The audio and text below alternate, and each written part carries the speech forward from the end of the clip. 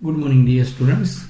Last lecture में हमने IUPAC nomenclature start किया था, जिसमें मैंने आप सबको वो लर्न करवाया था जिसमें जो स्क्वायर ब्रैकेट होता है वो नेगेटिव चार्ज में होता है।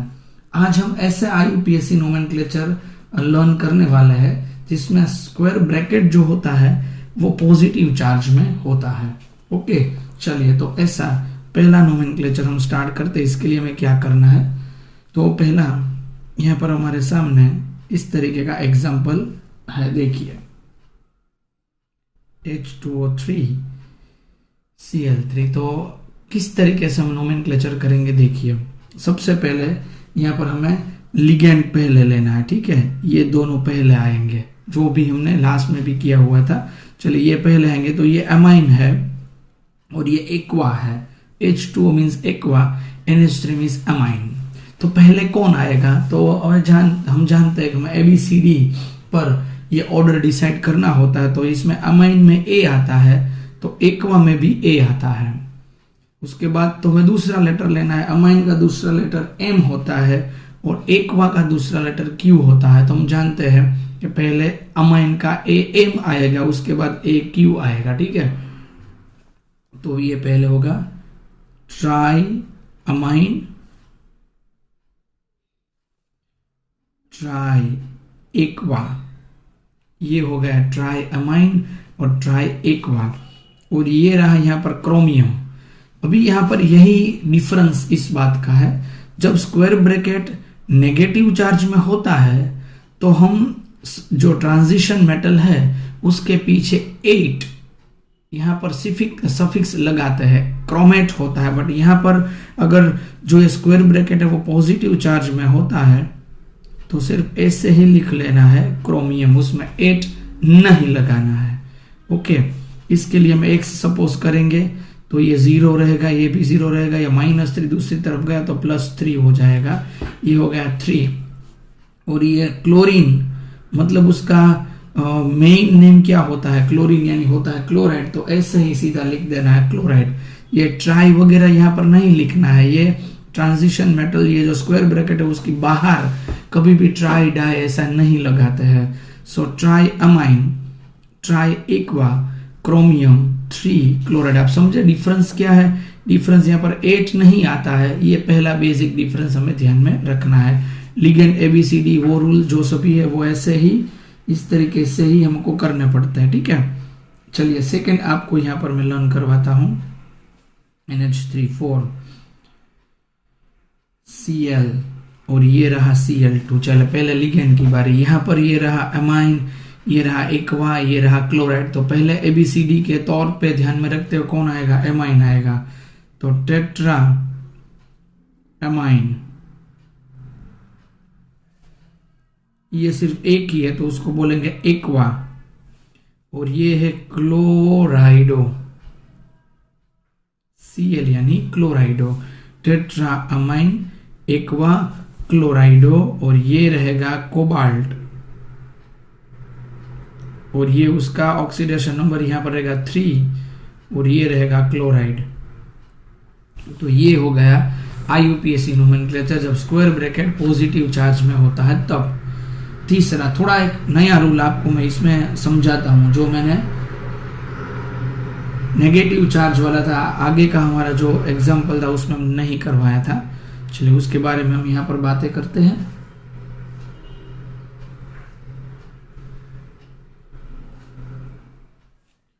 चलिए इसका हम IUPAC नोमेनक्लेचर तय करते हैं क्या होता है। तो पहले बारी आएगी लिगेंड की। लिगेंड आप देख सकते हैं इथेन 1,2 डायमाइन है, बट वो कितनी बार है यहाँ पर, 3 बार। देखिए जब ऑर्गेनिक लिगेंड आता है, ऑर्गेनिक लिगेंड की जब प्रेजेंट होती है यहाँ पर लाइकेस, ये इथेन, देखिएगा ये रूल ध्यान से सुनिएगा, 1,2 डायमाइन, प्रोपेन 1,3 डायमाइन, EDTA। अगर ये ऑर्गेनिक लिगेंड है, ऑर्गेनिक लिगेंड में क्या होता है, कार्बन, हाइड्रोजन, ऑक्सीजन, नाइट्रोजन, ऐसे एलिमेंट्स आते हैं तब वो ऑर्गेनिक कंपाउंड होते हैं। अगर ऑर्गेनिक लिगेंड इस तरीके के आते हैं, अगर ये जो 2 टाइम्स हो तो यहाँ पर डाई नहीं लिखते हैं, उसके आगे बाई लिखते हैं। 3 हो तो यहाँ पर लिखते हैं ट्रीस। अगर 4 हो तो यहाँ पर लिखते हैं टेट्रोक्सी। समझे? अगर यहाँ पर हमने देखा कि ये इथेन 1,2 डायमंड कितनी बार यहाँ पर है, 3 बार, तो हम ऐसे लिखेंगे ट्रीस इथेन 1,2 डाइअमाइन, ऐसे लिखेंगे। ठीक है। अगर ऑर्गेनिक लिगेंड 2 बार 3 बार आता है तो 20 ट्रीस टेट्रोक्सी, ऐसे प्रीफिक्स यहाँ पर आगे लगाने पड़ते हैं। Trees ethane 1,2 diamine cobalt.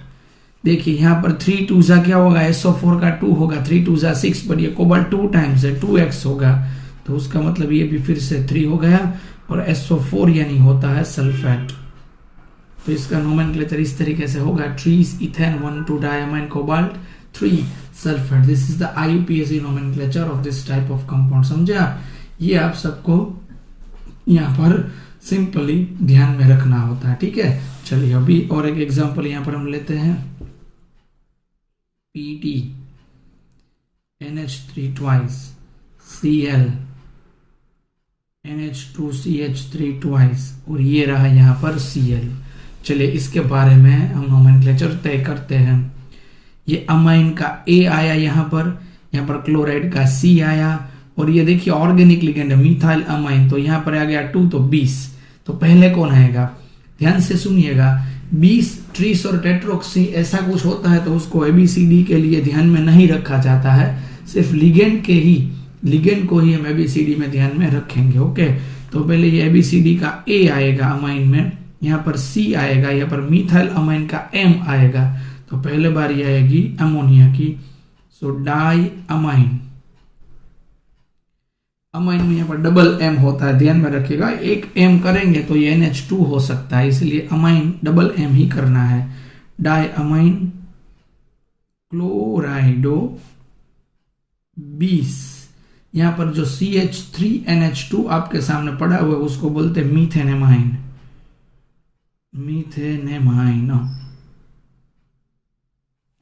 Die amine chlorido 20 मीथेनेमाइन, और ये यहाँ पर वैलेंस अगर हम सेट करते हैं तो ये हो जाएगी 2, बिकॉज ये न्यूट्रल है 0, ये न्यूट्रल है 0, ये -1 यानी -2, दूसरी तरफ गया +2, और ये हो गया क्लोराइड। ठीक है। Diamine chlorido 20 methanamine 2 chloride, ये रहेगा उसका IUPAC nomenclature. Is it clear to you all? इस तरीके से यहाँ पर ये IUPAC नोमेनक्लेचर आपको यहाँ पर करना पड़ता है। ठीक है। अभी मैं आपको स्पेशल नोमेनक्लेचर यहाँ पर सिखवाता हूं। चलिए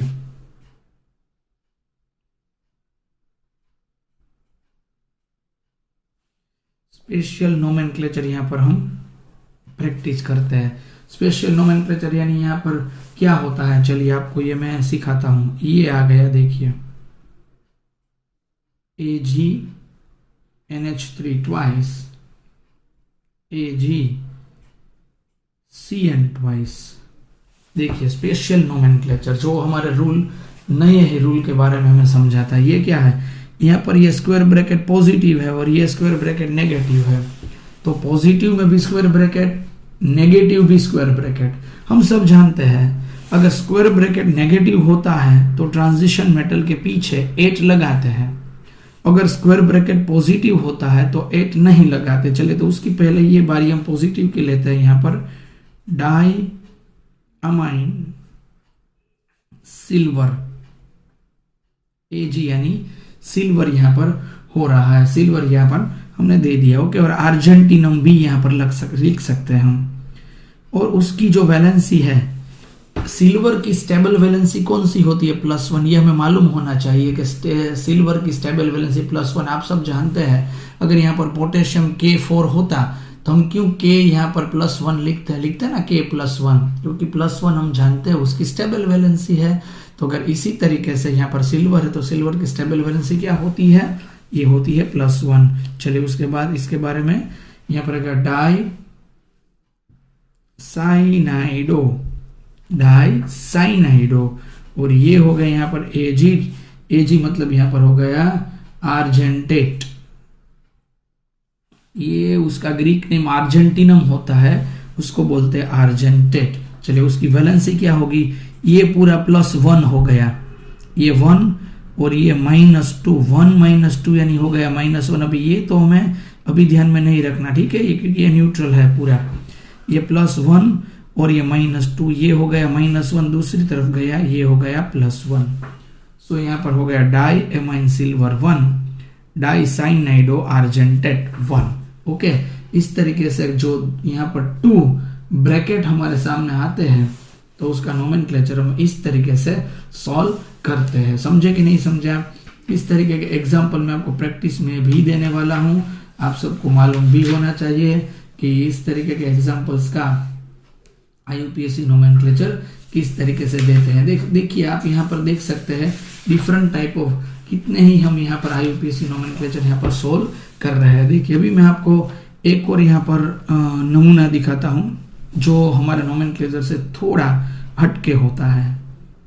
ये Cr H2O twice, C2O4 twice और ये हो गया H2O। देखिए ये नमूना बहुत ही अलग हो रहा है, बट यहाँ पर हमें यहाँ पता चल रहा है कि स्क्वायर ब्रैकेट यहाँ पर नेगेटिव में हो रही है, पोटेशियम पॉजिटिव में, इसलिए यहाँ पर 8 लगने वाला है। तो पहले इसकी बारी K की, K यानी होता है पोटेशियम, ये हो गया पोटेशियम। ये यहाँ पर एक्वा का A आ गया और ऑक्जेलेट का O आ गया, तो एक्वा पहले आएगा, डाई एक्वा, डाई ऑक्जेलेटो, और ये नेगेटिव है इसलिए क्रोमियम में लगेगा यहाँ पर क्रोमेट, और ये उसकी वैलेंसी क्या होगी यहाँ पर, ये हो गया क्रोमियम का ये ऑक्जेलेट का -2 है, -4 हो गया, और ये +1 यानी -3 यानी ब्रैकेट में आ जाएगा +3, ठीक है, क्रोमेट +3। और अगर यहाँ पर ब्रैकेट के बाहर H2O के मॉलिक्यूल होते हैं तो H2O को यहाँ पर दिखाते हैं हाइड्रेट के नाम से, पर यहाँ पर 3 है इसीलिए यहाँ पर रहेगा trihydrate. Potassium diaqua, dioxalato, chromate, trihydrate, इस तरीके से इसका नोमेनक्लेचर यहाँ पर किया जाएगा। समझ सकते हैं H2 अगर यहाँ पर बाहर आता है तो उसे हाइड्रेट के नाम से जाना जाता है। H2O न्यूट्रल लिगेंड है इसीलिए उसमें कुछ ऐसा पॉजिटिव नेगेटिव ऐसी हम बातें यहाँ पर नहीं कर सकते हैं, ठीक है। तो आपको ये भी यहाँ पर ध्यान में रखना पड़ेगा। ये दूसरा हमारा स्पेशल नोमेनक्लेचर रहा। तीसरा स्पेशल नोमेनक्लेचर नहीं है, बट मुझे एक एक्स्ट्रा एग्जाम्पल याद आ रहा है, आप सबको थोड़ा मुझे लर्न करवाना है। चलिए इस तरीके का रहा, तो पहले हम किसके बारे में यहाँ पर रहेंगे, मर्क्यूरी। अगर समझे कि मर्क्यूरी अगर अंदर आता है तो उसे मर्क्यूरेट ऐसा बोलते हैं, और मर्क्यूरेट अगर हम नहीं बोलना चाहते तो उसका लैटिन नाम हाइड्रोजिनम है, हाइड्रोजिनम। तो हाइड्रोजिनम को हम हाइड्रोजिनम होते तो हाइड्रोजिनम को जो ये उसका नोमेनक्लेचर 8 लगाते हैं तो हाइड्रोजिनेट ऐसा लगाता है, हाइड्रोजिनेट। अगर गोल्ड होता है, गोल्ड तो गोल्डेट नहीं बोलते उसको, यहाँ पर ऑरेट बोलते हैं, ऑरेट, AU उसका लैटिन नेम ओरम है, ओरम को ऑरेट के नाम से जाना जाता है। यहाँ पर मर्क्यूरी, यहाँ पर टेट्रा थायो साइनेटो, यहाँ पर हो गया S, क्योंकि यहाँ पर डोनेट होता हुआ लिगेंड होता है वो S होता है। समझ लीजिए यहाँ पर NCS लिखा होता है, NCS, तो हम क्या करते हैं थायोसाइनेटो N लिखते हैं यहाँ पर, ठीक है, पर यहाँ पर SCN लिखा हुआ है इसलिए S लिख रहे हैं, कोबाल्टेट, और ब्रैकेट में यहाँ पर 3 जो यहाँ पर हमें लिखना पड़ता है वो हम यहाँ पर लिख रहे हैं। तो ये हो रहा है स्पेशल नोमेनक्लेचर के बारे में इंफॉर्मेशन, और ये IUPAC नोमेनक्लेचर के जो भी रेफरेंस है वो यहाँ पर खत्म हो रहे हैं। आपको जो प्रैक्टिस करनी है, एक्स्ट्रा प्रैक्टिस करनी है आप सबको IUPAC नोमेनक्लेचर की। अभी मैं आपको सभी क्वेश्चंस यहाँ पर लिख के देता हूँ जो हमने आप सबको ये बुक दी हुई है, उस बुक के कितने क्वेश्चंस आपको करने पड़ेंगे मैं आप सबको यहाँ पर बता देता हूँ। चलिए क्वेश्चन नंबर 33, 34, उसके बाद इंटेक्स क्वेश्चन, 9.1, 9.2 जो इसके है। ओके, 9.12 हो गया। ये 35 आपको करना है, 36 अभी खत्म कर देना है, 37 भी आप सबको खत्म करना है। ये सभी जो एग्जाम्पल्स आप सबके सामने मैं यहाँ पर लिख रहा हूँ ये करना है। 37 में आप सबको सिर्फ IUPAC ही करना है। उसमें मैग्नेटिक मोमेंटम कैलकुलेट करने के लिए की गई है, बोले है वो हमें नहीं कैलकुलेट करनी है क्योंकि मैंने वो भी आपको लर्न नहीं करवाया इसके लिए। इसीलिए आपको उसके बारे में ज़्यादा कुछ टेंशन लेने की ज़रूरत नहीं है। वैसे कोई स्टूडेंट टेंशन तो लेते ही नहीं है, वो तो हम ही लेते हैं कि आप वर्क करते हैं कि नहीं करते ये चेक करने के लिए। ठीक है, आप सबको ये इंफॉर्मेशन भी ध्यान में रखनी पड़ेगी। और वैसे ही अगर जैसे यहाँ पर IUPAC नोमेनक्लेचर होता है तब आपको 9.32 पेज नंबर और MCQ 66 टू करने हैं 90 भी आपको रेडी करने हैं। ठीक है, तो ये आज का आप सबका ये होमवर्क हो गया। चलिए, ये सब तो आपको होमवर्क में करना ही करना है, ये मैंने जो करवाया, बट ये प्रैक्टिस होती है वही उसमें होमवर्क होता है इस तरीके के क्वेश्चंस के लिए। तो इंटेक्स क्वेश्चन 9.1, 9.2 करने हैं, क्वेश्चन 33 से 37 का IUPAC नोमेनक्लेचर करने हैं। पेज नंबर 9.32 पर आपको MCQ करना है 66 टू 90। तो आप सबका काम आज के लिए इतना रहेगा।